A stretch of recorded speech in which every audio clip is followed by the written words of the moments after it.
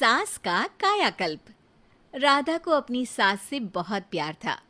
Mummy जी, आपकी साड़ी कितनी प्यारी लग रही है। काश मैं भी आपके जैसी साड़ी पहन पाती। अरे बेटा, हमारे जमाने में तो साड़ी ही चलती थी। तू क्या करेगी साड़ी पहनकर? दिन भर भागा दौड़ी करती है।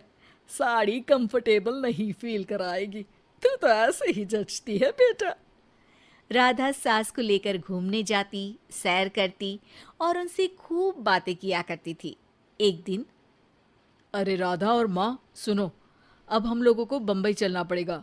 मेरी नई नौकरी वहीं लगी है। अरे वाह माँ, कितना मजा आएगा ना। अरे नहीं नहीं, मैं नहीं जाऊंगी। बड़ा शहर, बड़े लोग, मेरा दिल नहीं लगेगा। अरे माँ, मैं हूं ना आपके साथ। और सारा परिवार बड़े शहर में शिफ्ट हो जाता है। एक दिन, राधा, तू भी अब नौकरी में जाने लगी है। मैं तो बोर हो जाती हूँ। सोच रही हूँ आसपास की औरतों से दोस्ती कर लूँ। हाँ हाँ माँ, और क्या, यहाँ की औरतें तो किटी पार्टी और बहुत सी फन लविंग एक्टिविटी करती हैं। तो बेटा, दो चार फन लविंग से मुझे भी मिलवा देना। बहू सास के साथ बाहर निकलती है तो देखती है कि सास की उम्र की जो औरतें टहल रही हैं, उनका पहनावा ओढ़ावा सास से बिल्कुल अलग है।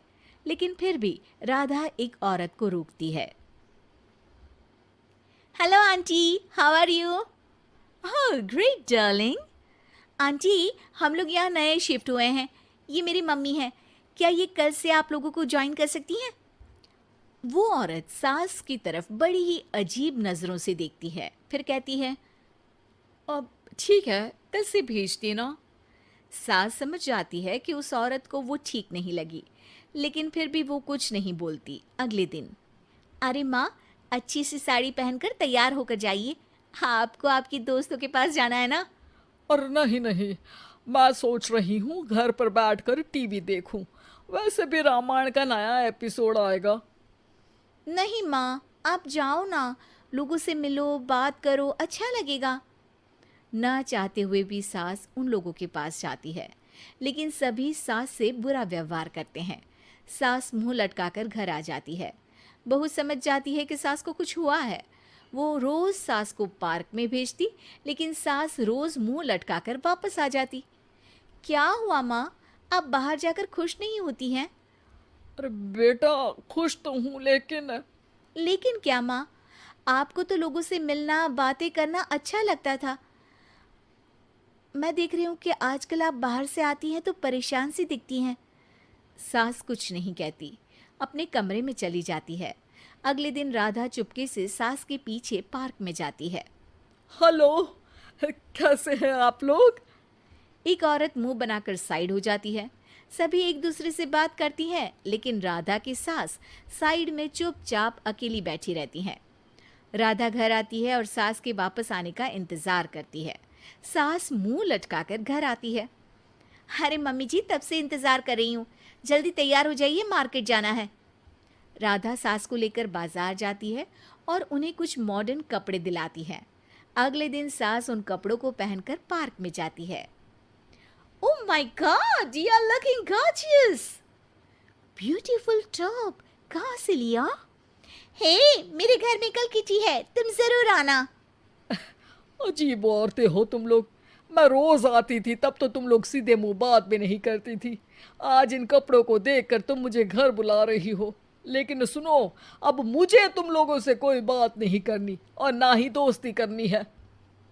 अरे तुम तो बुरा मान गई। वैसे दोस्ती नहीं करनी थी तो ये कायाकल्प क्यों किया?